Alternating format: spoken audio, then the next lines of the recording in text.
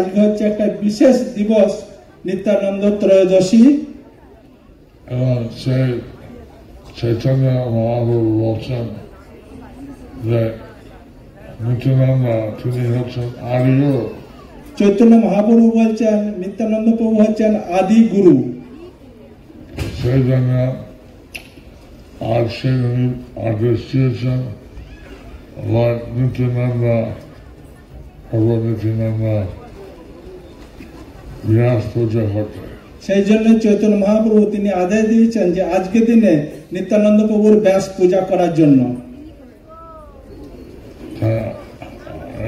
এরপরে আরতি করব, আমি পুষ্প নিবেদন করব নিত্যানন্দ। এরপরে আমি আরতি করব এবং নিত্যানন্দ প্রভু শ্রীচরণে পুষ্প নিবেদন করব। এখন যখন চৈতন্যদেব মায়াপুর ছিলেন তখন ওনার সংকীর্তন আন্দোলন যখন শুরু হলো, যখন চৈতন্যদেব মায়াপুরে ছিলেন, যখন সংকীর্তন আন্দোলন শুরু হলো, নিত্যানন্দ প্রভু চলে আসছে। তখনই নিত্যানন্দ প্রভু চলে এসেছিলেন মায়াপুর ধামে। এখন নিত্যানন্দ প্রভু বৃন্দাবন ছিলেন এবং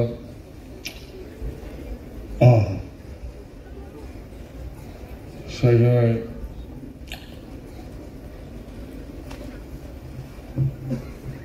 কি বলে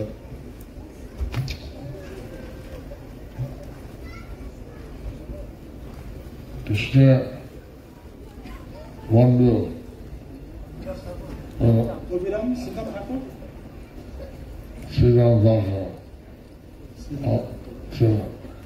শ্রীদাম। যখন কৃষ্ণ বৃন্দাবনে ছিলেন তার সখা ছিল শ্রীদাম। এখন শ্রীরাম কৃষ্ণ লীলা পর একটা গুহা ছিল। শ্রীদাম কৃষ্ণের লীলা শেষ হওয়ার পরে তিনি একটা গুহায় ছিলেন, প্রবেশ করেছিলেন। কিন্তু নিত্যানন্দ তাকে ডাক দিয়েছেন। কিন্তু নিত্যানন্দ প্রভু তাকে ডাক দিয়েছেন।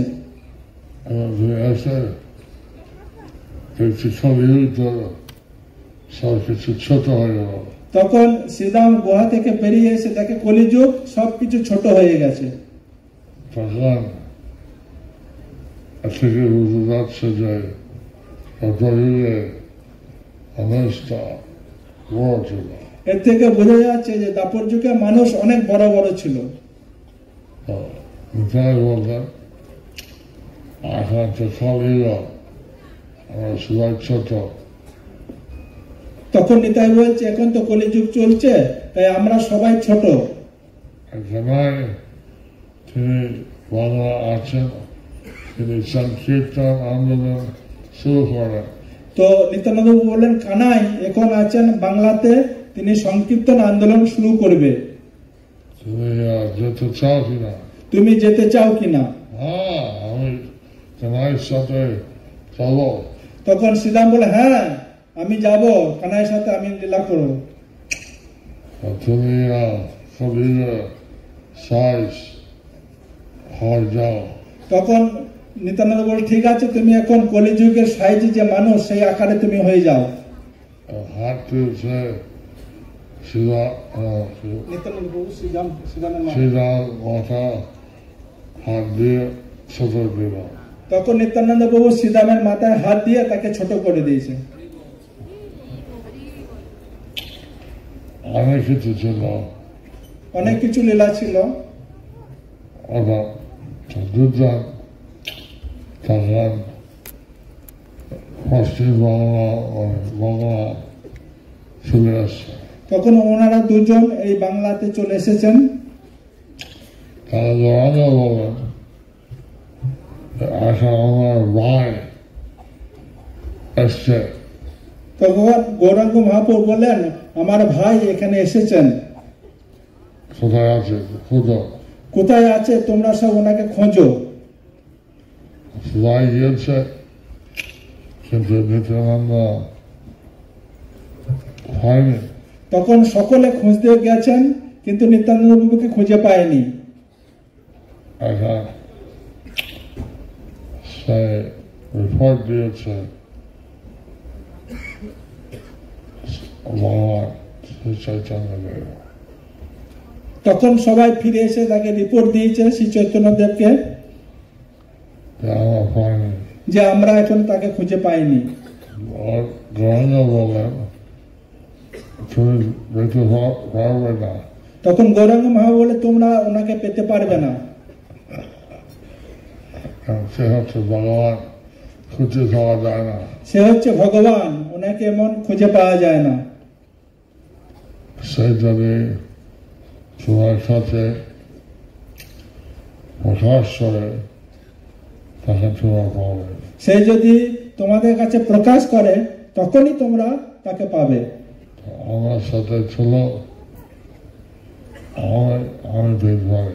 তখন চৈতন্যদেব বললেন ঠিক আছে, সবাই আমার সাথে চলো, আমি পেতে পারি। ভগবান চৈতন্যদেব এসে নিত্যানন্দপ্রভুর সাথে পায়। তখন সবাই চৈতন্যদেবের সাথে এসেছে নিত্যানন্দ প্রভুকে, তখন নিত্যানন্দ প্রভুকে পায়। এখন দশম স্কন্ধে ভগবান ভাগবতের প্রথম স্কন্ধে বলা হয়েছে, দশম স্কন্ধে ভগবান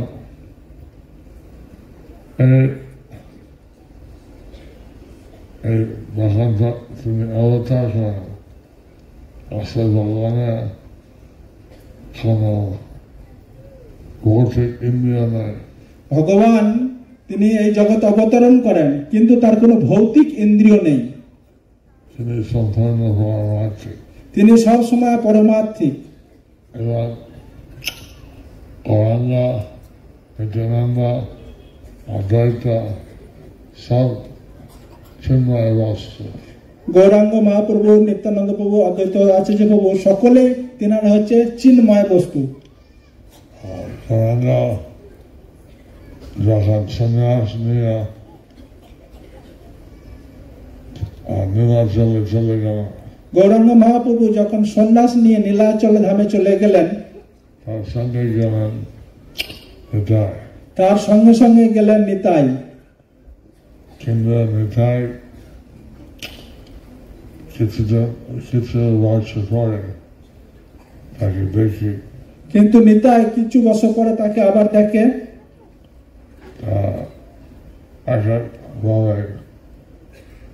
ক্ষমা বলে। তখন চৈতন্য মহাপ্রভু ওনাকে ডেকে ওনার সাথে কথা বলেন।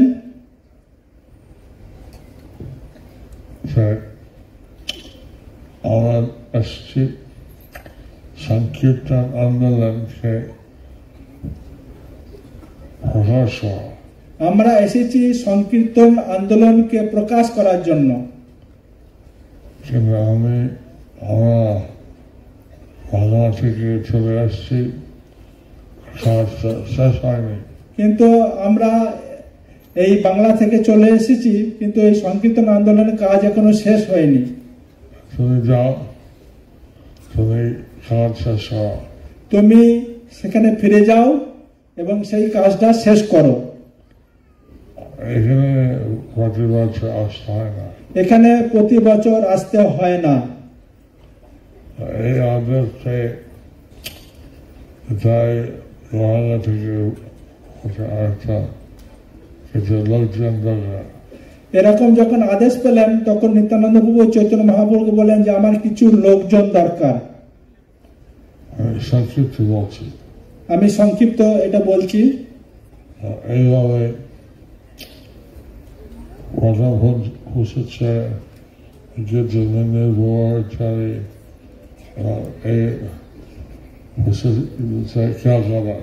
তিনি যখন ওখান থেকে আসছেন, তখন মেদিনীপুর হয়ে তখন এই কলকাতা এসে পৌঁছেছেন। এবং সেখানে পানিহাটি ধাম গেছেন। তখন লাস্টে সেখানে পানিহাটি ধামে তিনি গেছেন নিত্যানন্দ প্রভু। এবং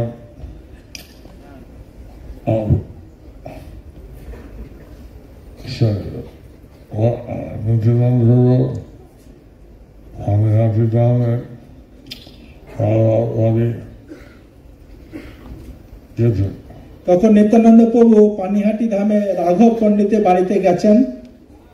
রাঘব পণ্ডিত দময়ন্তী দেবী ছিলেন। ওনার বাড়িতে ওনার বোন এবং দময়ন্তী দেবী ওখানে ছিলেন। রাঘব পণ্ডিত জিজ্ঞেস করছেন আমার কত মূর্তি আছে, কত লোক আছে। তখন রাঘব পণ্ডিত নিত্যানন্দ প্রভুকে জিজ্ঞেস করলেন যে আপনার সাথে কতজন লোক আছে। আমার মন আছে 50। তখন মনে হলো আমার 50 জন মতো। ঠিক আছে, আপনার গঙ্গাতে স্নান করুন, তারপরে 1 ঘন্টার মধ্যে 50 জনের উৎসব হবে। তখন রাঘব পণ্ডিত বলে ঠিক আছে, গঙ্গায় স্নান করে আসুন, 1 ঘন্টার মধ্যে সমস্ত মহোৎসব আমি প্রসাদ বানিয়ে দেবো। দময়ন্তী দিদি আছে আর রাঘব পণ্ডিত উৎসব 50 জনের 1 ঘন্টার মধ্যে শেষ হবে। দময়ন্তী দেবী এবং রাঘব পণ্ডিত তারা 50 জনের প্রসাদ 1 ঘন্টার জন্য যে মহাপ্রসাদ তিনি 1 ঘন্টার মধ্যে বানিয়ে দেবে বলেছে। আমরা এখানে যা রান্না করে 1 ঘন্টা 50 জনের উৎসব কয়জন করতে পারে? আপনারা এখানে যারা আছেন রান্না করেন 1 ঘন্টার মধ্যে 50 জনের মহোৎসব ফিস্ট কে কে বানাতে পারবেন 1 ঘন্টার মধ্যে? আমি জিজ্ঞাসা করছিলাম দিল্লিতে, বোম্বেতে। আমি জিজ্ঞাসা করছিলাম দিল্লিতে, বোম্বেতে, 3 ঘন্টা লাগবে। তারা বলছিলেন কমসে কম 3 ঘন্টা সময় লাগবে। কিন্তু এত উৎসাহ 5 ঘন্টার মধ্যে। কিন্তু তারা এত উৎসাহিত আছে যে 50 জনের প্রসাদ 1 ঘন্টার মধ্যে করতে পারবে।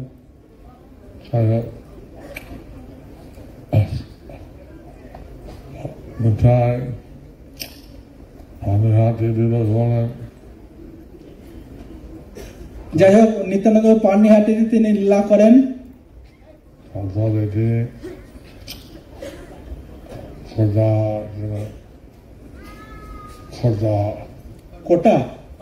খড়দাও, তারপরে তিনি খড়দাও গিয়েছিলেন।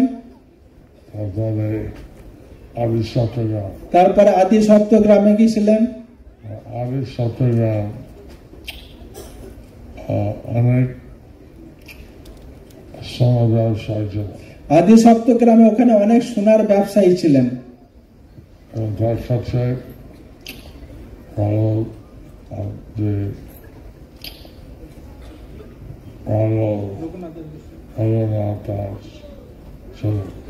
সেখানে রঘুনাথ দাস গোস্বামী ছিলেন। তো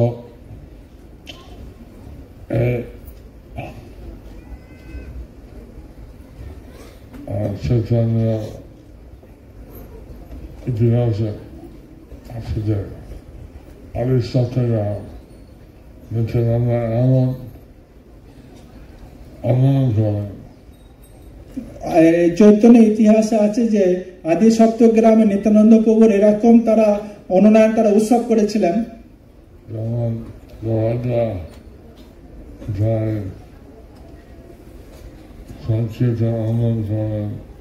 নবদ্বীপে, যেরকম গৌরাঙ্গ মহাপ্রভু নিত্যানন্দ প্রভু সংকীর্তনে আন্দোলন করলেন নবদ্বীপ ধামে,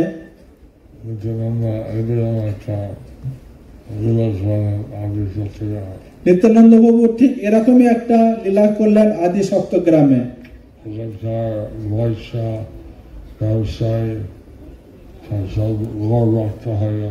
ওখানকার যত লোক ছিল, ব্যবসায়ী, সমস্ত লোক, তারা সবাই গৌর ভক্ত হয়ে গিয়েছিলেন।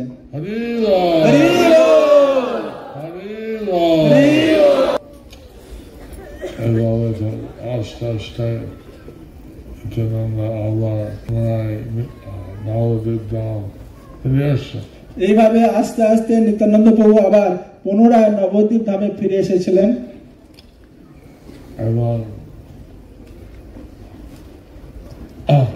মাতা সঙ্গে দেখা হলো, এবং তখন সচী মাতার সঙ্গে দেখা হলো।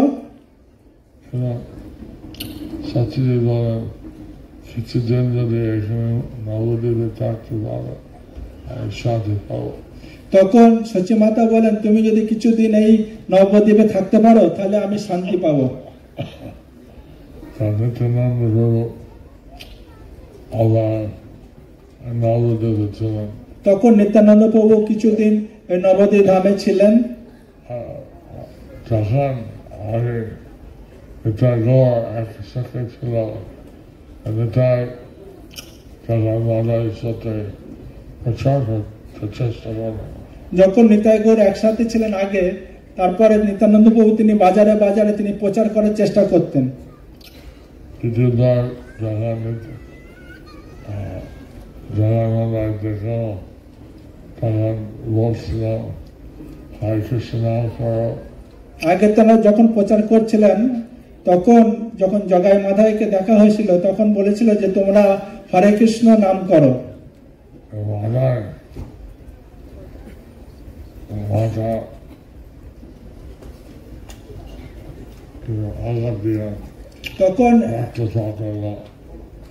তখন মাধায় নিত্যানন্দপুর মাথায় আঘাত দিয়ে তার মাথা ফাটিয়ে দিয়েছিলেন এবং মাথা থেকে রক্তপাত হচ্ছিল।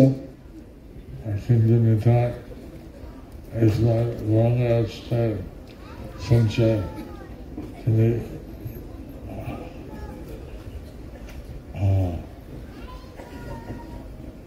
সুদর্শন চক্রকে দেখা। তখন যখন এই সময়ে মহাপ্রভু এসেছেন তিনি শোনার পরে তখন দেখেছে, তখন চৈতন্য মহাপ্রভু সুদর্শনকে আহ্বান করেছেন। কিন্তু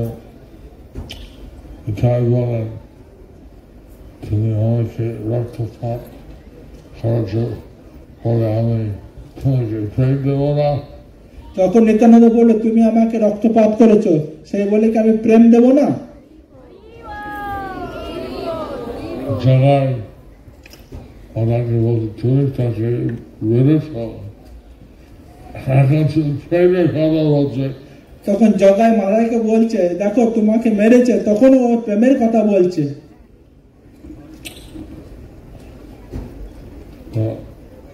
মাদাই তখন দুজন প্রণাম করে, জগাই এবং মাদাই তখন দুজনকে প্রণাম করে, দুজনে প্রণাম করে নিত্যানন্দ প্রভুকে। সুদর্শন চক্র চলে এসে, তখন সুদর্শন চক্র চলে এসেছে। মাদাই নিতাই বলছিলাম তাদেরকে ক্ষমা করো। তখন নিত্যানন্দ প্রভু মহাপ্রভু বলছে তাদেরকে ক্ষমা করো, আমাকে দান করো, আমাকে ক্ষমা দান করো, আমাকে দান করো, দান করো। আমি তাকে এবার আমার যখন দ্বিতীয়বার নবদ্বীপ ছিল, দ্বিতীয়বার যখন নিত্যানন্দ প্রভু নবদ্বীপে ছিলেন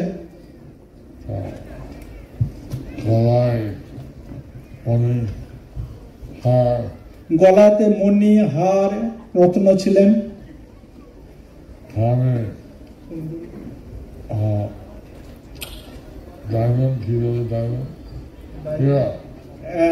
কানের মধ্যে হীরার কুণ্ডল ছিল,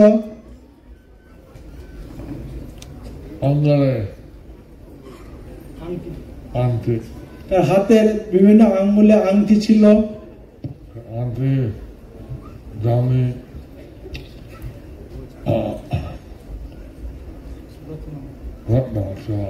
ওর হাতে যে আংটি ছিল অনেক মূল্যবান রত্ন দিয়ে তৈরি ছিল।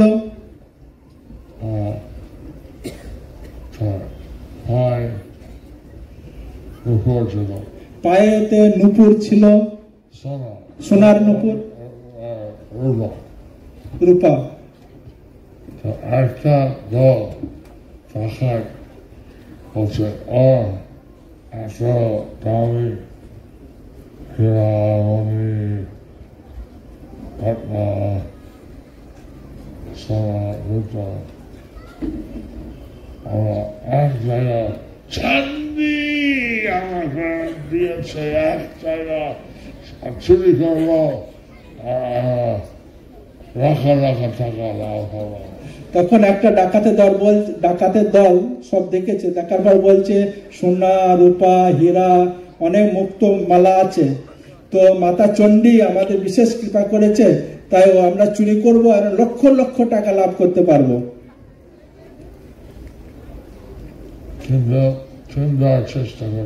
তখন ওই ডাকাতের দলরা 3 বার চেষ্টা করেছে, একবার তারা ঘুমিয়ে গিয়েছিল,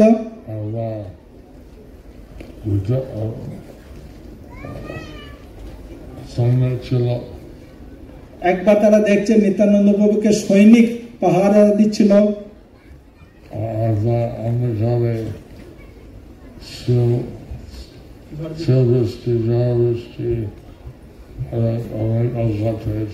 আর একবার যখন চুরি করতে গিয়েছিল তখন ঝড় বৃষ্টি শিলাতে তারা অনেক আঘাত পেয়েছিল।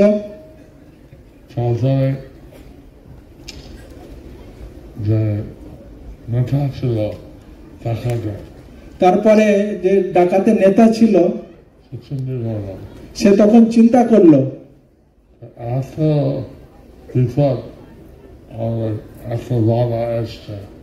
যে এত বিপদ এত বাধা আমাদের মধ্যে এসেছে,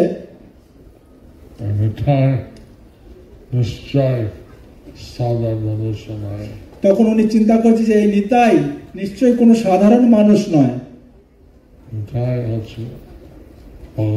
তখন তিনি চিন্তা করলেন এই নিতাই হচ্ছেন ভগবান।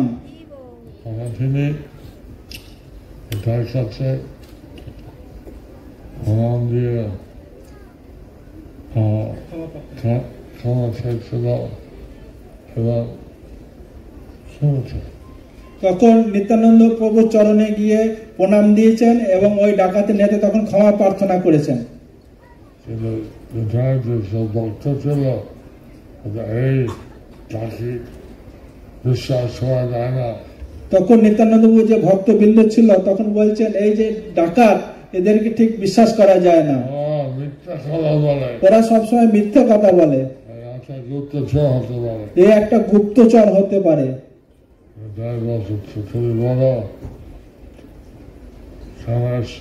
তখন নিত্যানন্দ প্রভু ওই ডাকাতের নেতাকে জিজ্ঞাসা করলো যে তুমি বলো তুমি কেন এখানে এসেছো।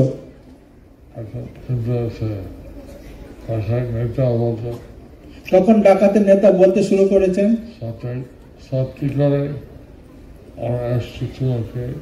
ক্ষতি করার জন্য। তখন ডাকাতের নেতা বলল আমরা সত্যি করে এসেছি তোমাকে ক্ষতি করার জন্য।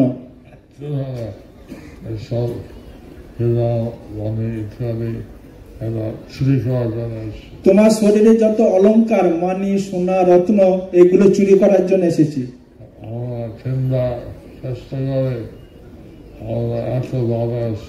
আমরা 3 বার চেষ্টা করেছি, তাই 3 বারই আমাদের বাধা এসেছে আর চুরি করতে পারিনি। তখন আমরা বুঝতে পেরেছি যে তুমি হচ্ছে ভগবান। তখন আমি তোমার চরণে ক্ষমা চাইছি। ঠিক আছে, তুমি আর সব ডাকাতের দল সব সমাধান করে ক্ষমা করবো। তখন নিত্যানন্দ বল ঠিক আছে তোমাদের ডাকাতের দলের সকলকে ডেকে আনো, সবাইকে আমি ক্ষমা করবো।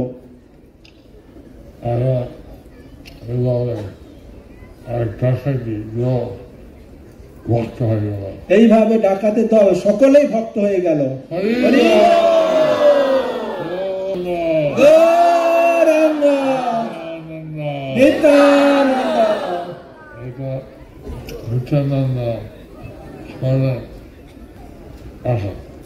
তখন নিত্যানন্দ এই যে লীলাটা তিনি একা করেছিলেন।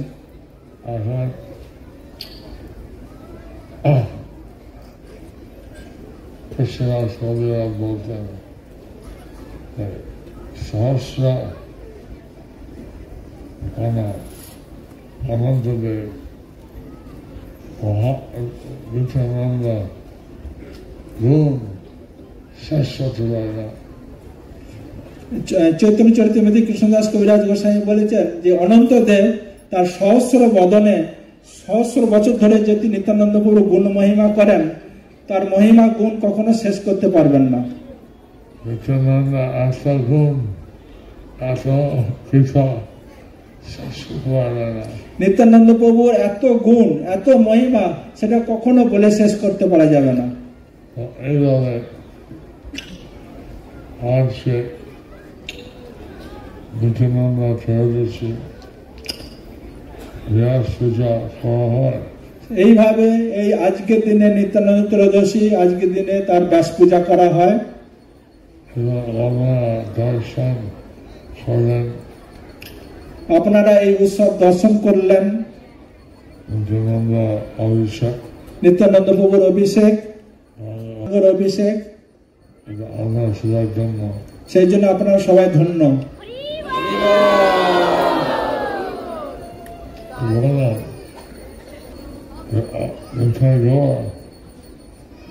কৃষ্ণ ভগবান শত অবতার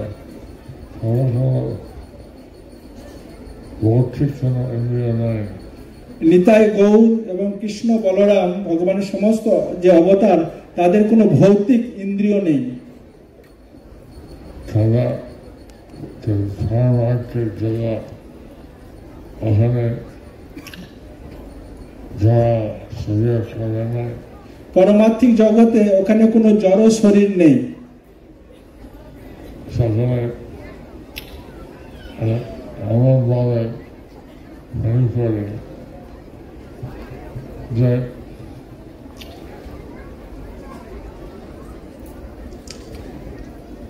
প্রেম সকলে হয়।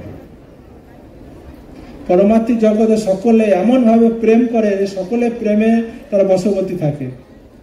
আমাদের এই জায়গা একটা ছোট পরমার্থিক জগৎ, আমাদের এই জড় জগৎ একটা ছোট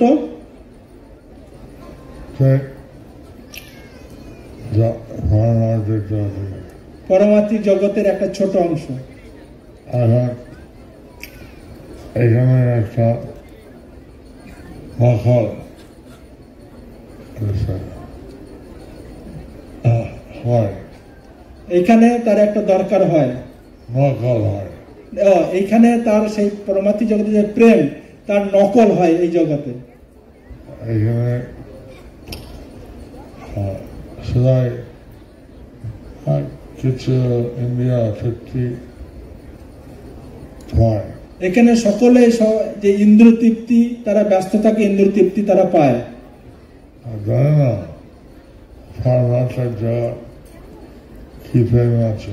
তারা কখনোই জানতে পারে না যে পরমার্থিক জগতের কি পরিমাণে প্রেম আছে। কৃষ্ণ দ্বারকাতে বলছিলেন, একবার রুক্মিণী দেবী দ্বারকাতে শ্রীকৃষ্ণকে বলছিলেন, তুমি সব কিছু জানো, তুমি সবকিছু জানো।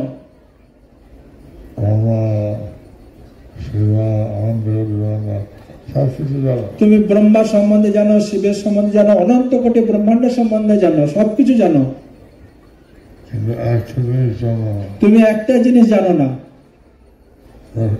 আমি জানি, আমি জানি। তখন রুক্মিণী দেবী বলে, সেইটা হচ্ছে আমি জানি এবং রাধারানী জানে।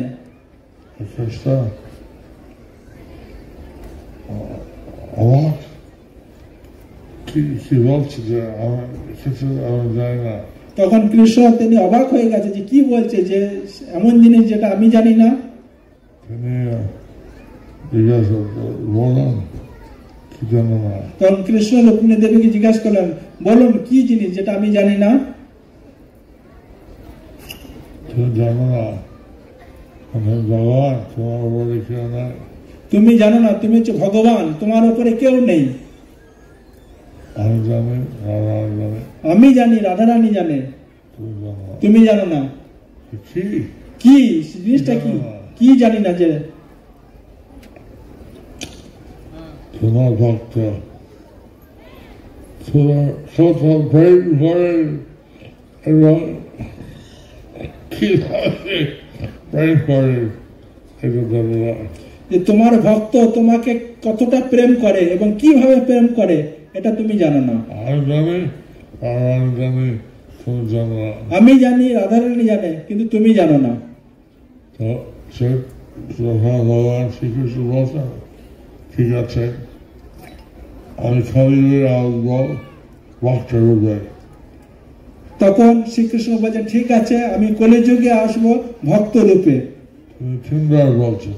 তো তিনি তিনবার বলেছেন। এনে আসছেন গৌরাঙ্গ মহাপ্রভু। তখন তিনি কলিযুগে এসেছেন গৌরাঙ্গ মহাপ্রভু রূপে, তার সাথে এসছেন নিতাই, এবং তার সাথে এসেছে নিতাই। আর যেখানে কৃষ্ণ আসছেন, কৃষ্ণ আসছেন বলরাম, যেখানে কৃষ্ণ এসেছেন বলরাম নিশ্চয় এসেছেন। এখন আসছেন রাম রূপ, কৃষ্ণ এসেছেন রাম রূপ ধারণ করে। তখন আসছেন নিতাই লক্ষণ রূপে। তারপর তখনই নিতাই এসেছেন লক্ষণ রূপ ধারণ করে। যত অবতার কৃষ্ণ আছেন, নিতাই আছেন। যত অবতার কৃষ্ণ আছেন নিতাই এসেছেন।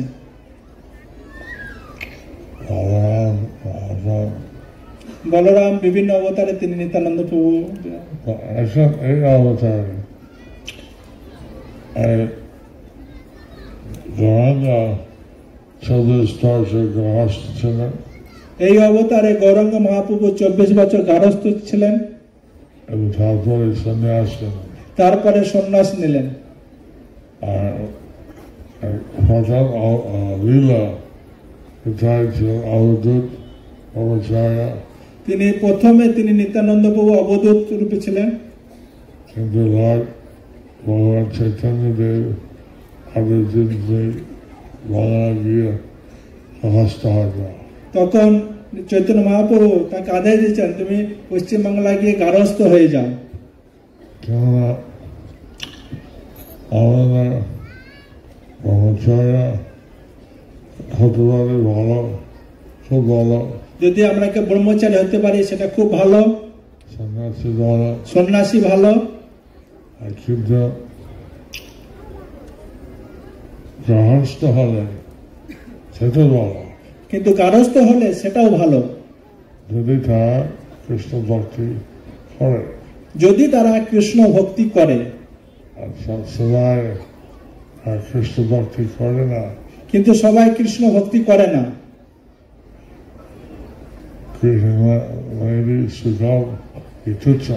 এই যে গৃহ সুখম, এটা হচ্ছে তুচ্ছ। গৃহ মেদি সুখম তুচ্ছ। যা গৃহস্থ তারা কৃষ্ণ ভক্তি করে, যারা প্রকৃত গৃহস্থ তারা কৃষ্ণ ভক্তি করে। এবং সেখানে লন্ডনে বেশি গৃহস্থ ছিল। লন্ডনে বেশি গারস্থ ছিল। বাবা বলছিলেন গৃহস্থ পরমহংস হওয়া যায়। তখন প্রভুপাদ বলছিলেন যে সমস্ত গৃহস্থরা পরমহংস হতে হবে। সে এখন পরমহংস স্বামী শ্রী দুজন কৃষ্ণ সেবা উৎসাহিত হবে। পরমহংস মানে স্বামী স্ত্রী, তারা দুজনে কৃষ্ণ সেবা উৎসাহিত ভাবে তারা করবে। সে স্ত্রী স্বামীকে উৎসাহ দেবে কৃষ্ণ সেবা করা, স্ত্রী স্বামীকে উৎসাহ দেবে কৃষ্ণ সেবা করার জন্য। স্বামী স্ত্রীকে উৎসাহ দেবে কৃষ্ণ ভক্তি করা। তো আবার স্বামী ও স্ত্রীকে উৎসাহিত দেবে কৃষ্ণ সেবা করার জন্য। সেভাবে আসলে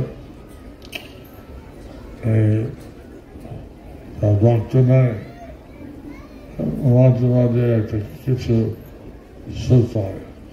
এই যে ভৌতিক তারা মাঝে মাঝে একটু সুখ পায়, যারা ভক্ত নয়। যারা ভক্ত সবসময় আনন্দ পাচ্ছে, কিন্তু যারা ভক্ত তারা সব সময় আনন্দ পাচ্ছে।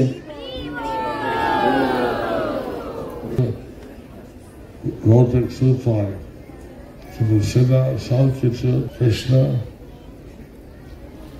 সেবার জন্য করে।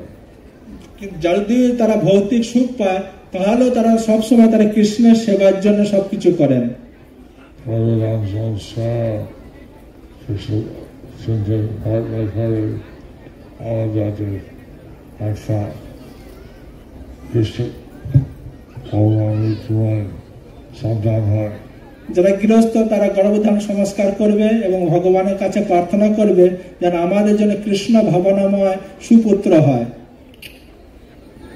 এবং সেভাবে কৃষ্ণ দ্বারা অর্জুনের সাথে লড়াই করলো। যখন কৃষ্ণ তিনি এসেছিলেন তখন অর্জুন এবং ভীম জরাসন্ধের সাথে লড়াই করেছিলেন।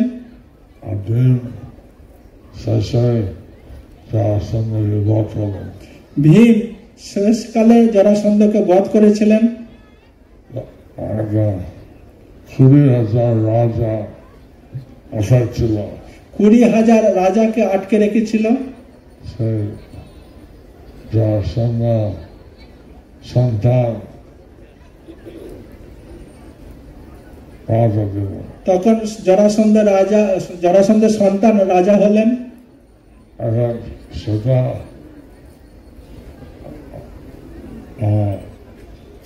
ভীম রাজা হতে পারত। সেখানে ভীম রাজা হতে পারত।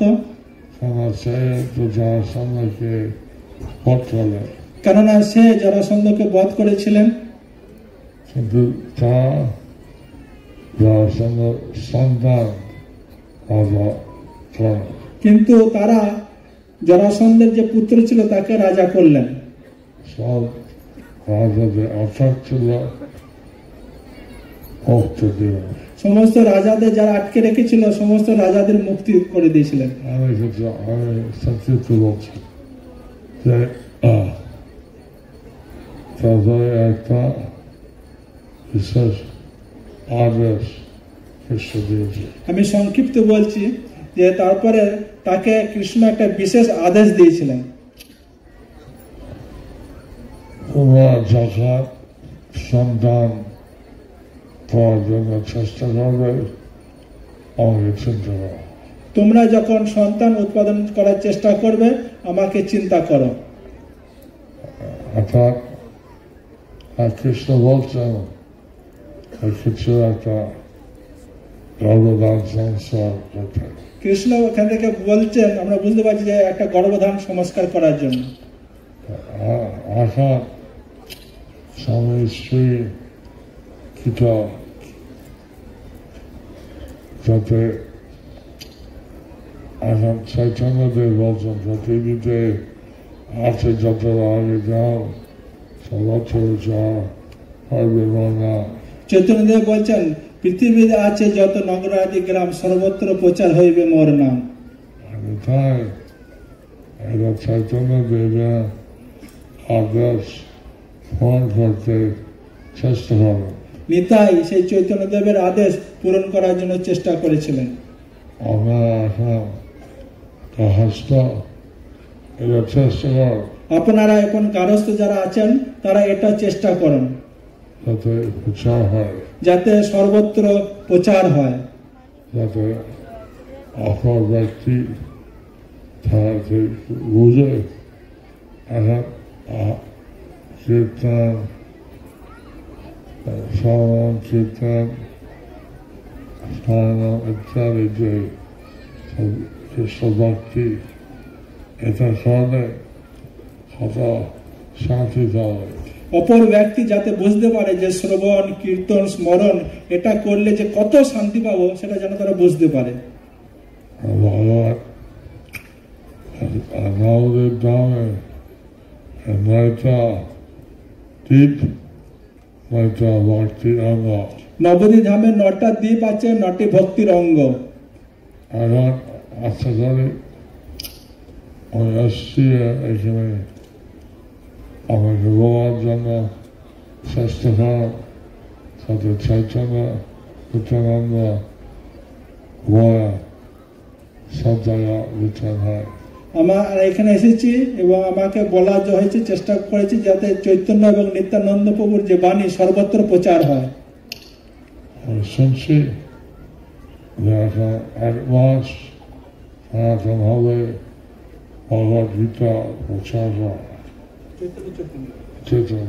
আমি শুনেছি যে 1 মাস চৈতন্য চরিতামৃত প্রচার হবে, 1 মাস চৈতন্য চরিতামৃত ম্যারাথন হবে।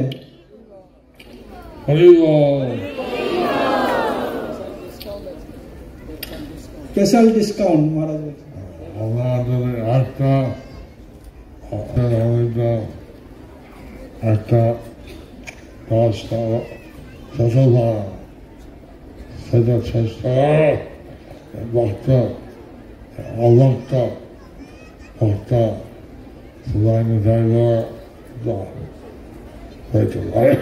এই যে একটা চৈতন্য চরিতামৃত সেট, এটা আপনারা চেষ্টা করবেন সকলে, ভক্ত অভক্ত যাতে সকলে পেতে পারে।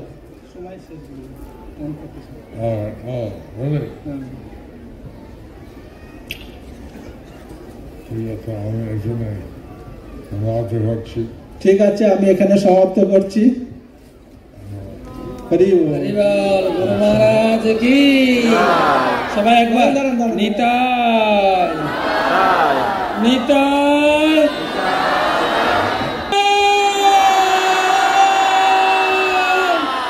সবাই আর জোরে নিতাই।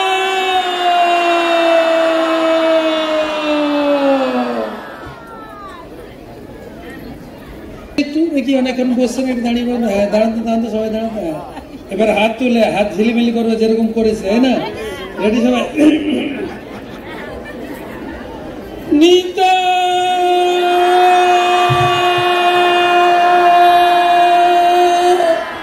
আর ধরে নিতা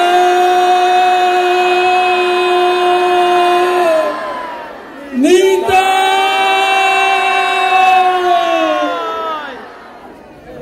একটা গুরু মহারাজ আমাদের পাঠিয়েছিলেন 2 লক্ষ গীতা নিয়ে রাম মন্দির ওখানে প্রচার করার জন্য।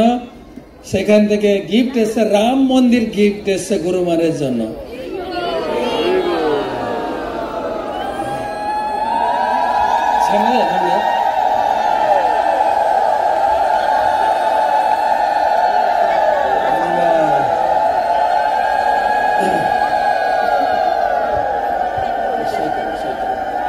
আচ্ছা, কেউ গুরু মহারাজ হাত থেকে চৈতন্য চরিতামৃত নেবেন? 1 জন 2 জন।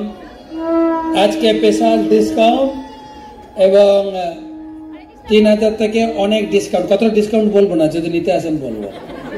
প্রায় 500-600 টাকা ডিসকাউন্ট আছে। কেউ আছে? 1 জন আসবেন এখন। গুরু মহারাজ সই করে দেবেন। একটা বই গুরু মহারাজের সই plus special discount. Chaitanya Charitamrita উদ্বোধন হচ্ছে। 1 মাস ব্যাপী স্পেশাল ডিসকাউন্ট থাকবে। যারা নেবেন যোগাযোগ করবেন। গুরু মহারাজ দায়িত্ব দিয়ে যাচ্ছেন, এখানে ভক্তি পুরুষোত্তম মহারাজ আছেন, তার কাছ থেকে নেবেন।